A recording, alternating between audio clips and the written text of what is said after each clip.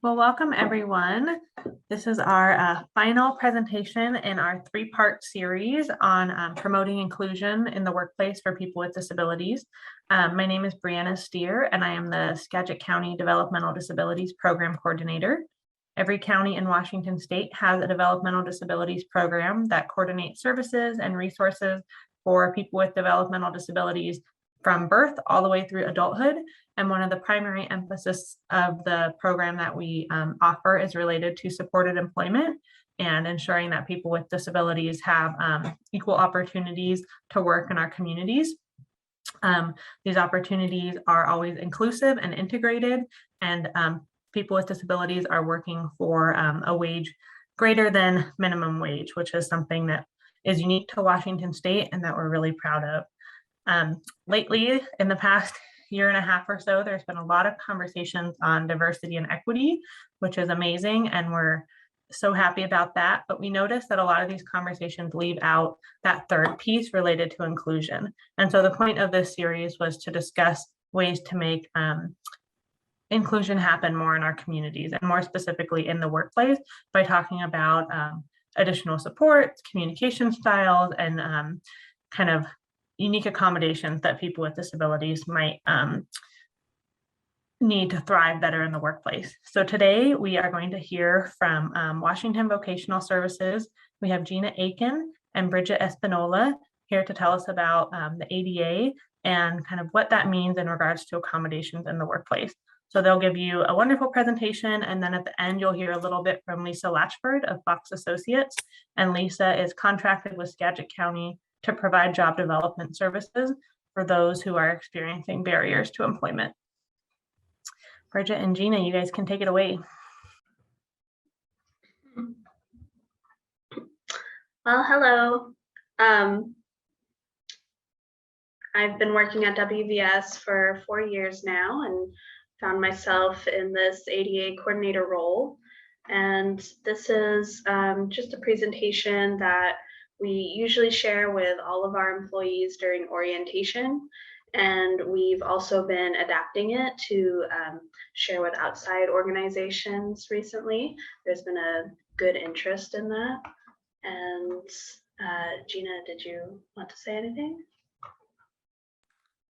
Just want to add that I appreciate you guys being here and look forward to answering questions as we go along. Bridget has a fun interactive piece towards the end, and we can answer and ask questions as we go along, and don't be shy. Good to see you all here. Thank you so much. Thanks, Bridget. Mm-hmm. Okay, I'll share my screen.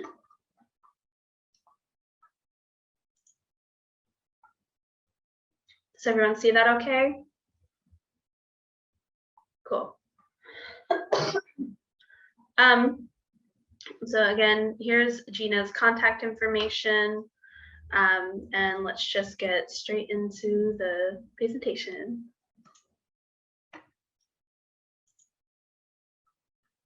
So today we're going to be covering what exactly is the Americans with Disabilities Act, how it applies to employment specifically, and what there is to consider when disclosing a disability to an employer.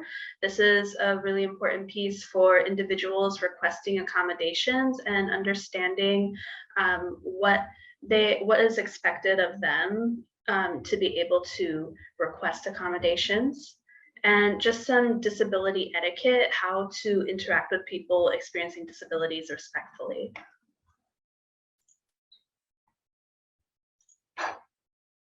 So the ADA law was enacted in 1990. It was signed into law by George Bush Sr.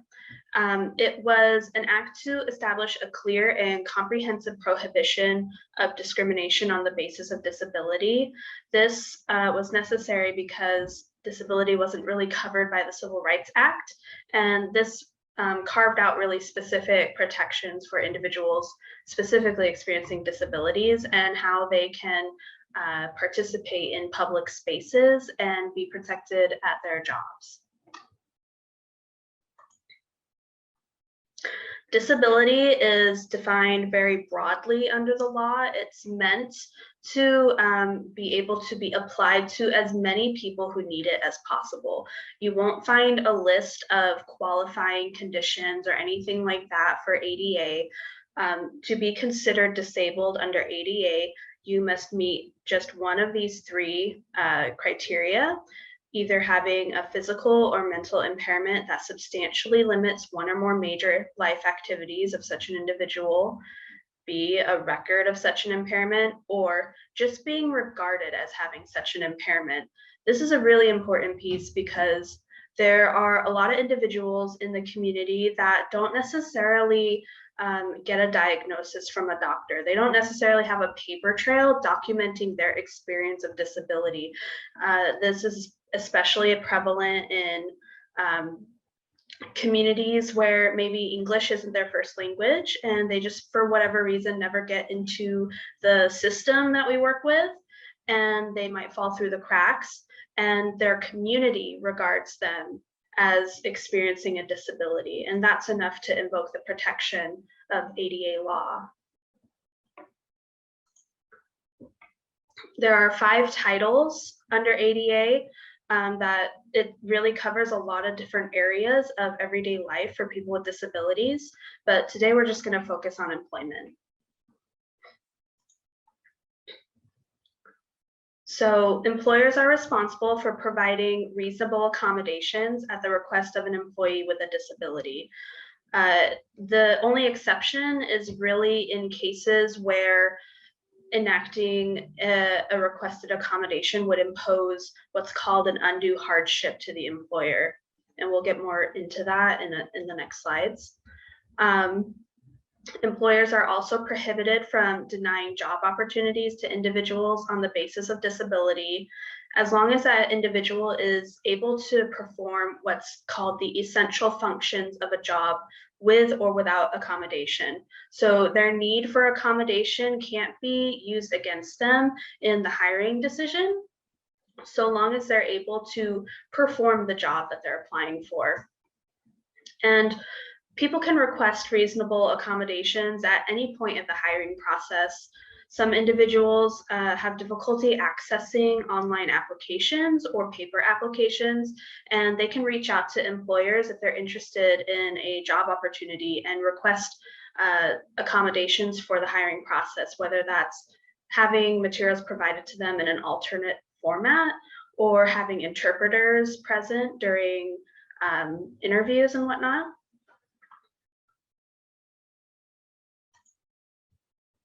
And essential functions, this is really like, it's functions of a position that if it weren't for this, the job wouldn't exist.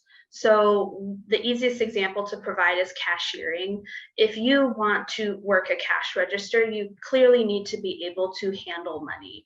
And if you cannot count money or handle that with or without accommodation, then you are not qualified for that job. You're not qualified to cashier. The ADA gives some preference to employers for defining what the essential functions of their job positions are. And generally, if employers have a prepared job description that, lists out what the essential functions of that position are, that's generally going to be taken as evidence for what the essential functions of the job is.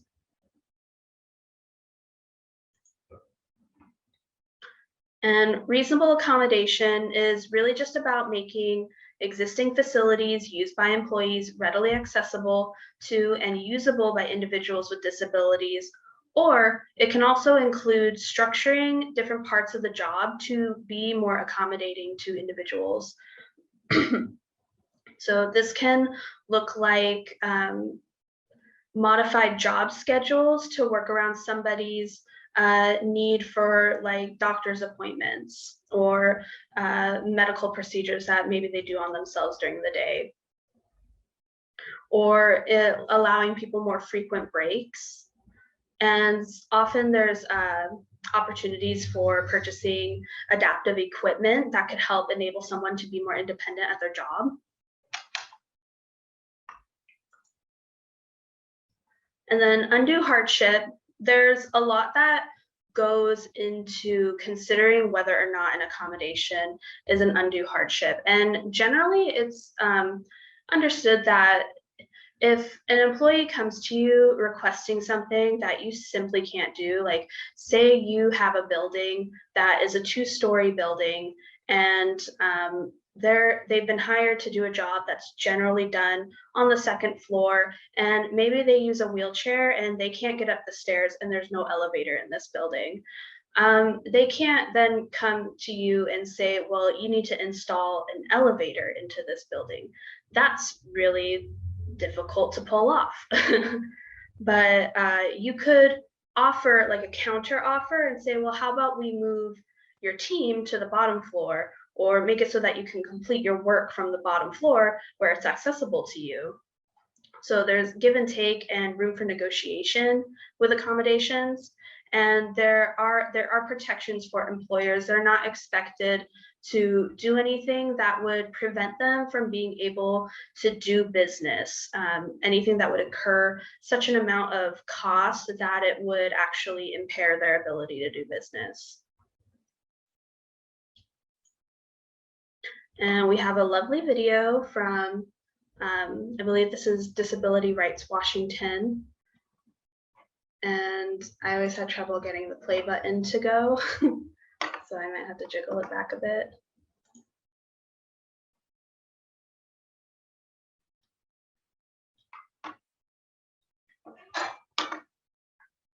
There we go.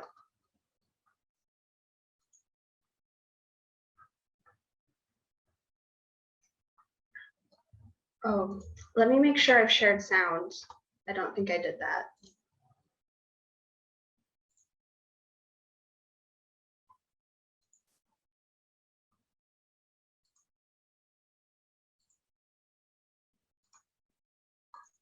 Okay.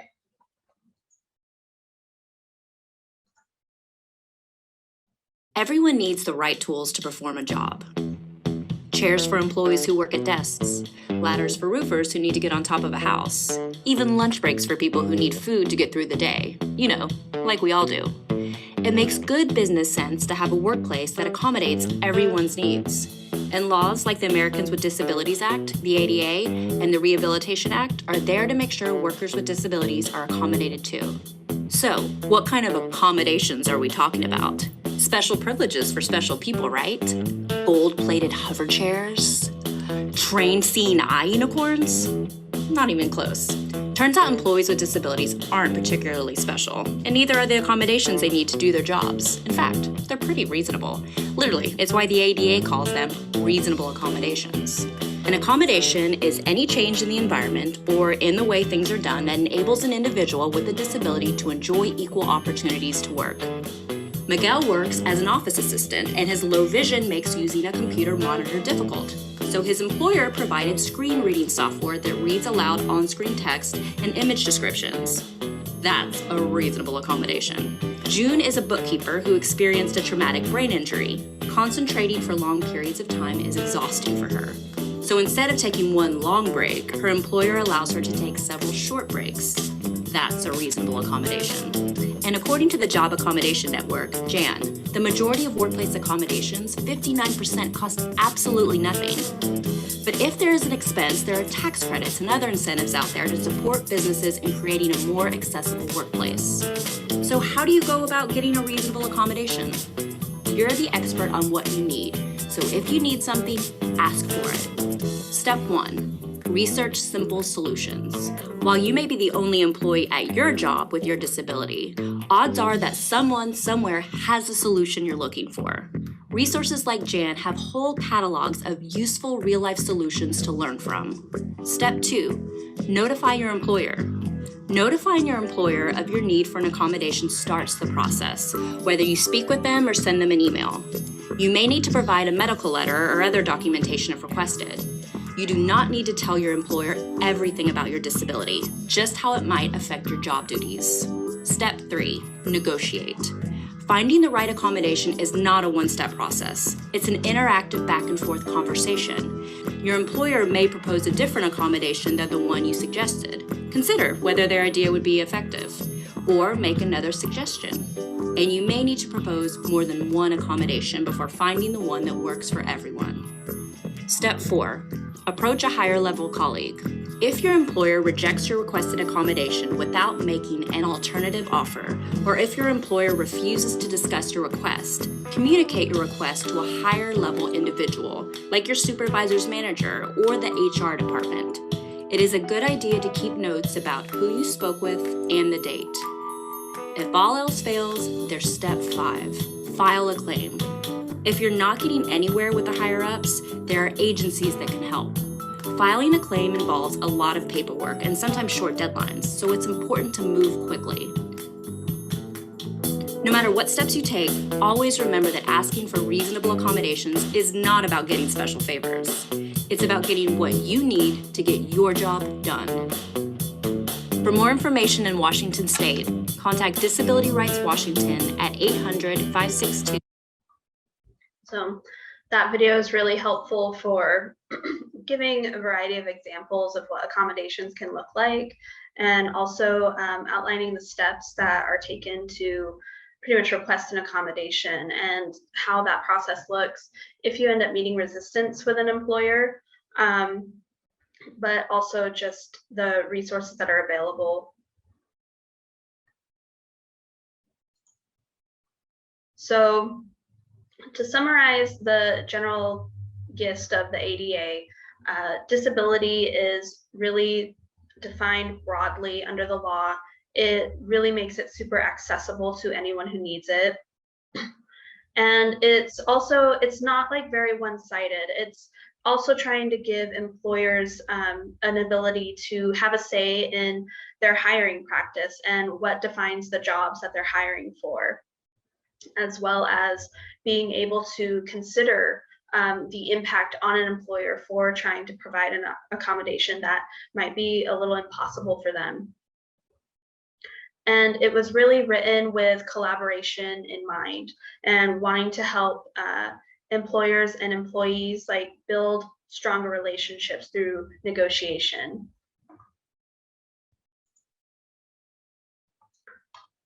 So moving on to requesting accommodation and disclosure. So according to the EEOC, you really only have to let your employer know that you need an adjustment or change at work for a reason related to a medical condition. You can use plain English. You do not necessarily have to disclose your diagnosis or anything like that. Just that there is a presence of a need that needs to be accommodated. Often, different employers have request forms for you to fill out. And we have some examples here from SHRM. And the thing to know about requesting accommodation is that it goes hand in hand with disclosing the presence of a disability. Employers can't ask you like straight up front, like, do you have a disability? But they can ask for some documentation from doctors if your disability is not obvious. So, you know, hidden disabilities like mental health concerns and stuff like that, you might end up being asked to back up your request with some documentation. But it's, you know, it also, HIPAA also applies to this. So it's not like they're going to get your entire medical history or anything like that. But usually, you know, I haven't really seen this happen very often. So most of the time, employers are pretty respectful.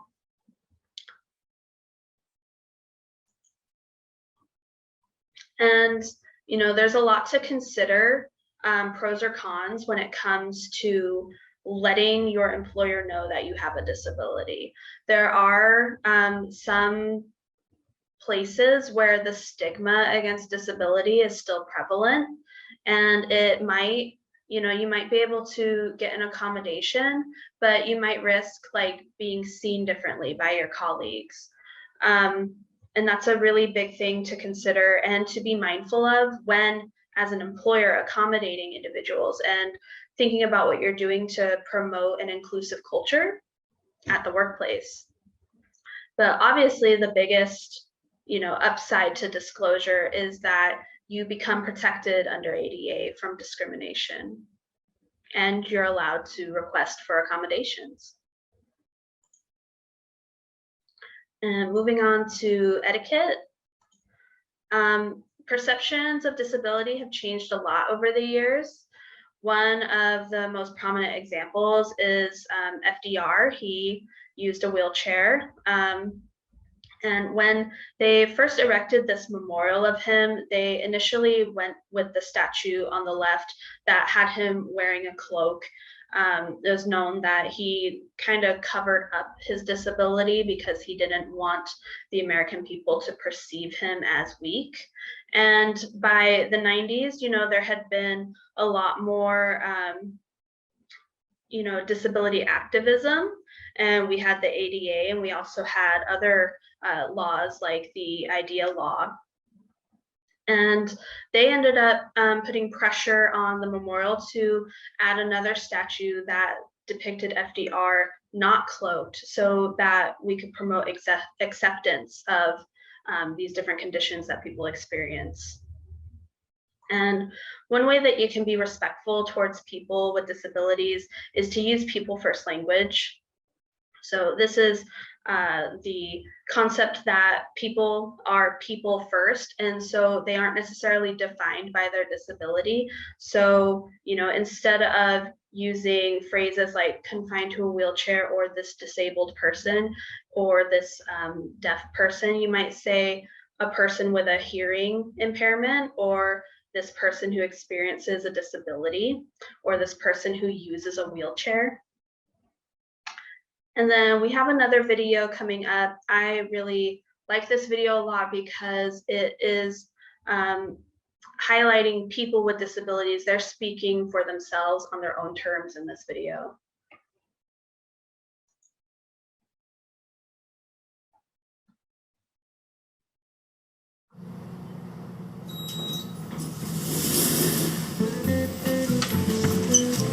Good morning, Bob. Morning there, big man. Morning, Alice! There's no need to be awkward. Poor Bob. Like so many of us, he just doesn't know how to interact with people with disabilities. It's pretty easy, really. People with disabilities are people first. We need the same things that every person needs, like respect. Good morning, everyone. Attention! Okay. Maybe we need to be more specific. The easiest way to show respect is to focus on the person, not the disability. It's okay. You'll get the hang of it. One easy way to focus on the person is to watch the person signing and not their interpreter. Or their companion. It's really cool that you'd like to help, but do us both a favor and please ask me first. What you think might be helping? I got you. Wait, ah! Oh no, might actually not. If you'd like to offer me help, let me hold on to your elbow. Don't take mine. Hey, would you like to take my arm? Sure. Assistive devices help us to live our lives. They're really important and really personal.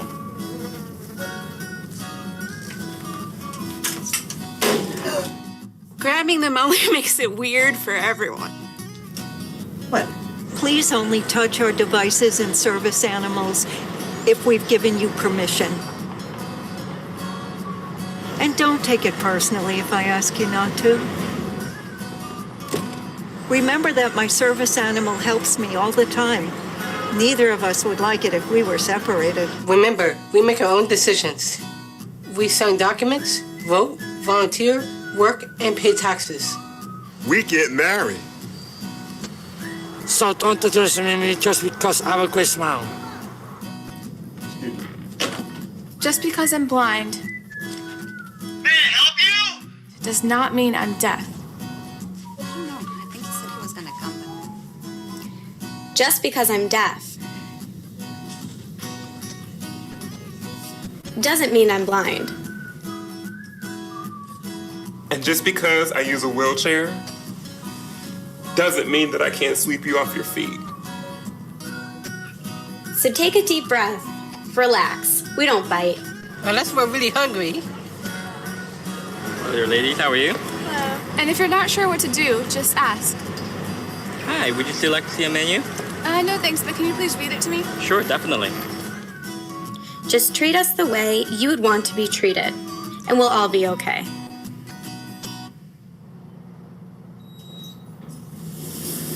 Good morning. Good morning. Good morning, Alice.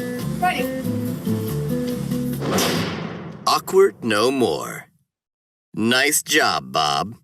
Go forth and be human. There's no need to be awkward. Oops. There we go. And now we get to have a quiz. This is just a little true or false set of questions, and they can be really great launching points for discussion. So if you have any thoughts about some of these questions that come up, please share. And here's the first one. People with disabilities cannot work full-time, true or false? People want to mute themselves. So Chloe said false in the chat. Oh, okay. I can't And see so- chat right now. No, that's okay. I'll help you. And then anybody else, thumbs up for true, thumbs down for false. And we'll kind of, All right. That is all false. right, yep. Melanie said false, yep. All right. And ask a person who is blind / visually impaired / using a wheelchair if they need help before you help them. True or false? That is true. Yep, that's true. We have Lisa, Chloe, true, Heather, thumbs up. Yep. Special expertise or knowledge is necessary to accommodate workers with disabilities. Yeah, this one is false. Just, yeah, just said false. Melanie, Alyssa, sorry. Yeah, and it really, a lot of accommodating just comes down to having a conversation with someone. It's very rare that a need arises where you might need to call in somebody who can assess your environment, which is something that job coaches can do. It's also things that working with DVR, sometimes the Division of Voc Rehab can come in and kind of help, or DSB, that's the Division of Blind Services. Sometimes they can help identify what kinds of equipments or accommodations can take place, but actually implementing them usually does not have any kind of special requirements needed. And then people with disabilities can benefit from the same services available to the rest of society.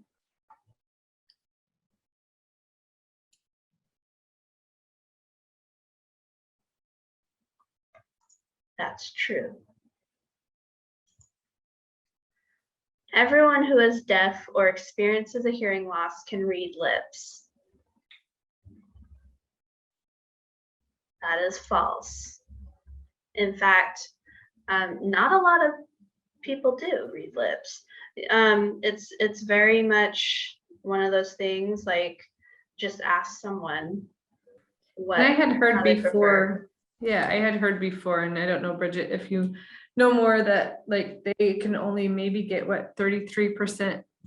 Sometimes if they do read lips, they don't get the full.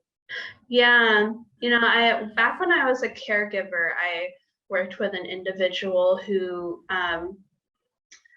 had hearing issues, and he also had difficulties speaking, and he was really, really good at reading lips, but it was often like, I often had to repeat myself and sometimes slow myself down a lot, and I could see him watching me very intently, trying to interpret what I was saying, and sometimes it would take a few times before he'd actually understand exactly what I said.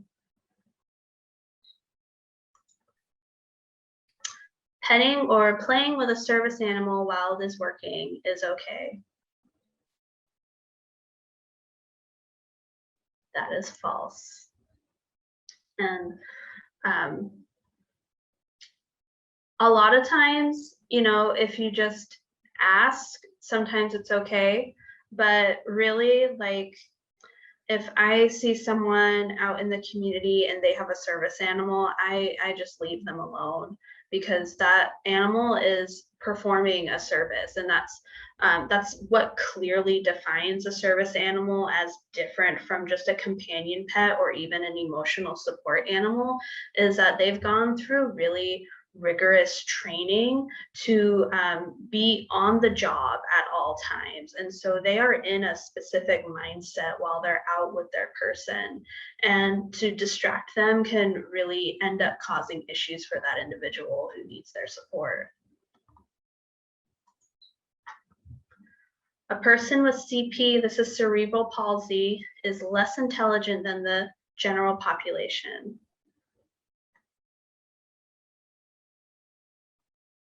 That's false.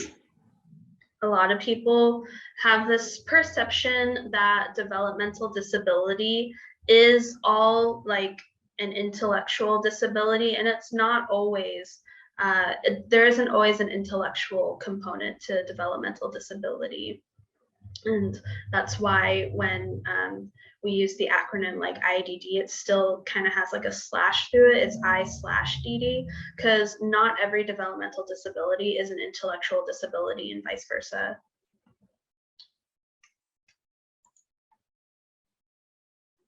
The ADA requires employers with 15 employees or more to provide reasonable accommodations. This one wasn't explicitly stated in the presentation, so it's just a good guess. It's true. So as long as you have 15 employees or more, you have to provide reasonable accommodations. And Washington State, I think, even goes a little further. I think they put it at 10. And some states will, you know, do that. So Bridget, that's an interesting point for people who might work for supported employment providers or work with supported employment providers and are trying to find a job. Is that then the case, you know, let's say a client is really interested in working at a super small, you know, local mom and pop business with only a few employees. Have there been scenarios where that creates an issue, where that employer can't provide an accommodation or, you know, isn't willing to when they cite this law, or how might employment specialists or that client handle that? I have ran into situations where it's harder to cultivate like carved employment, customized employment for individuals at those very small businesses where their resources are very limited. But generally it really it depends on the person and what situation that employer is in. A lot of times people don't really need like significant accommodations. A lot of times they just maybe need like a structured schedule or something like that. And then as a job coach, like we're there supporting them on the job. And so a lot of the accommodation is the presence of that job coach, which doesn't cost an employer really anything. Thanks, Bridget. Yeah, Gina, do you have anything to add? No, I think you said a great job. That sounds really true. I know that it is all individualized up to the employer. I didn't realize this fact, so I'm glad that you brought that up, because to me, If it's reasonable and we're all humans, right, looking for the same thing, we would want to help in any way we can, but it is out there. And there might be some employers that you run into when we're doing our job to make that, you know, statement and not always work right because of that small thing. And maybe it might not be reasonable for them because of their size or what they're able to do. So that does definitely make sense. But some of the ones I am going to point out, because I think this is a good time to, I know Bridget already talked about it a little bit, some of those reasonable accommodations. And some of those could be as simple as checklists. We use checklists all the time, picture task lists, oh my gosh, I can't talk, sorry. Picture task lists of those tasks so the individual can do that independently, and pictures might be better than words. So that's an accommodation tool we can help with as job coaches, employment consultants. Color coding shelves, so that's a reasonable accommodation. So those are some more examples. Bridget mentioned a job carving piece, and that's kind of what we come in and help employers with if they're not sure what that would look like. There's kind of that universal design that we can help with. Yeah, so that's just a few more of those accommodations, reasonable accommodations that were talked about and discussed. I do want to bring up Brianna had mentioned going back, and I think you might have more, Bridget, I'm sorry, but I saw Brianna comment that said the interesting point about the hearing loss, or somebody that's experienced hearing loss, and they rely heavily on reading lips. So Brianna was saying that, and she was assuming that that was more common, that people read lips.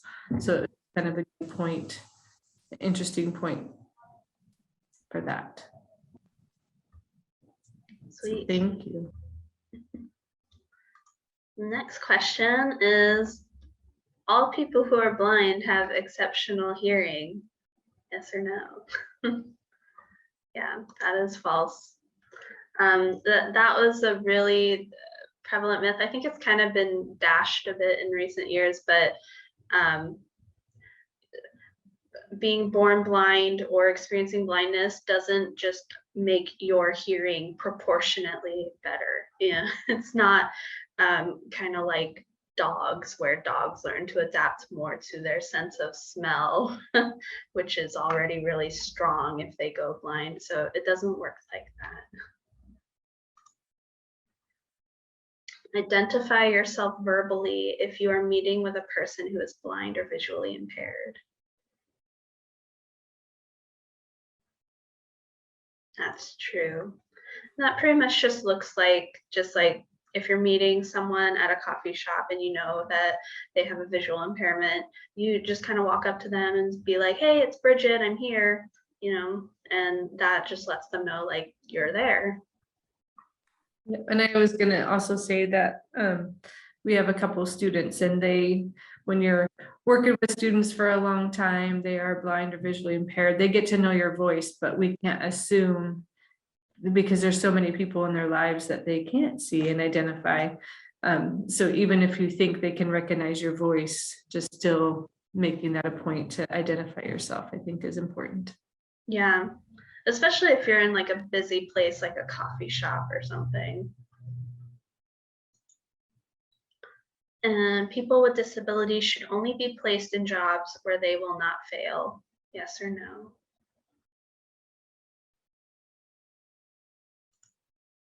That's false. That kind of comes back in with a point I wanted to raise with a previous question, which is, you know, like, don't offer help without asking first. Like, a lot of people need the experience of working through a challenge to not only feel empowered in themselves, but to be able to problem solve so that the next time they encounter that challenge, they can work through it on their own and be independent at it. So that goes kind of the same with placing people into jobs. Not necessarily thinking about like what's going to be easiest for them, but more so what's going to allow them to have opportunities to be challenged and to grow and learn new things. And I do want to add on there too, Bridget, for everybody, that this is actually one of our hardest jobs to, when we go and job develop with new businesses and talking to new employers. I think this is one place that we, like their heartstrings, they like might be pulling at their heartstrings and like, I don't know how to do this. I don't want to see them fail. So this kind of goes in with some of those no's that we get until we talk to people and make them aware of, we want to give everybody that equal opportunity to be able to try. Like us, you know, they want to do these same jobs, whether you might feel it's not a good fit, they might surprise you. So it's just, sometimes this is our stopping points where somebody just shuts down and say no, because I don't want them to miss out on a good experience, because I don't think I have that to offer. So just kind of those things, those points to ponder, because all of us have valuable experiences to give in some way or another. Yeah, I think it's a lot of employers, especially like when we've gone into like manufacturing environments or office environments and whatnot, they might look at someone and instinctively think like, oh, they couldn't do this job, and just like go no off the bat. And I think as an employment consultant, job coach, like we've already gone through a process of meeting with this individual and assessing their abilities. And we wouldn't be recommending them to try out something if we didn't think that they could do it. And, you know, I guess as an ask to employers would be to have trust in our judgment of an individual's abilities, and to be willing to try new things that, you know, like it's true, it might fail, but that's still such a valuable experience to that person and to that job coach to be able to direct them onto their career path into something that's going to work for them. And the next question is, reasonable accommodations must cost less than $1,000. Anything above that is an undue hardship. False. That's correct. And that's it for our quiz. Thank you so much for this presentation. Here's some resources. We've got links to the full text of the ADA law, Job Accommodation Network. I didn't have a chance to go into this. I'll just open it and see if we can take a peek at it. While she's pulling that up, she'll show you too in the link that we were talking before when she was talking about the presentation. It kind of talked more about the employee and not so much the employer, but the Job Accommodation has both. So if you're an employer or an employee, it kind of helps give those tools for both sides, which is really awesome.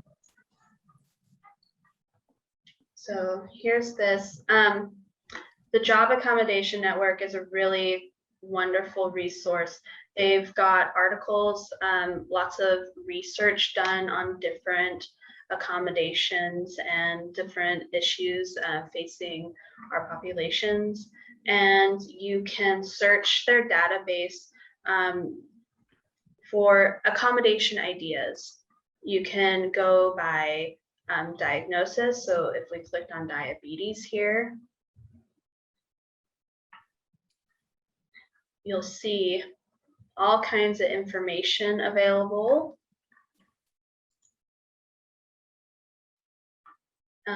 Giving you an overview on what you need to know and things to consider when thinking about accommodating people with this condition. And they'll even highlight key accommodations that you can provide and things to watch out for. So that's a really wonderful resource. The other ones that we've got listed is SHRM and the Equal Employment Opportunity Commission. and just discussing ADA rights and what rights people have. And that's what I've got. That's my presentation. Nice job. Gina and Bridget, thank you so much for your very informative presentation today. We also want to let everybody know that October is National Disability Employment Awareness Month, which commemorates the many and varied contributions of people with disabilities today in America's workplaces. And this year's theme is America's Recovery, Powered by Inclusion, which is a powerful tribute to the many frontline workers with disabilities who provide essential services during this pandemic. So we wanted to let you know that we'll be doing several different things in October. Also want to let you know that there is a toolkit that you can access. I'm going to put right now in the chat box with more information. And then finally, we'd like to thank you all for participating in this training series, and a special thanks to Burlington Chamber for heading this up. Thank you to Alyssa and Chloe. Thank you all so much. And just any parting comments or thoughts that anybody has in reflection on our training series. We could stop the recording now, I think. Thank you for those that are watching via recording. Thank you for being here.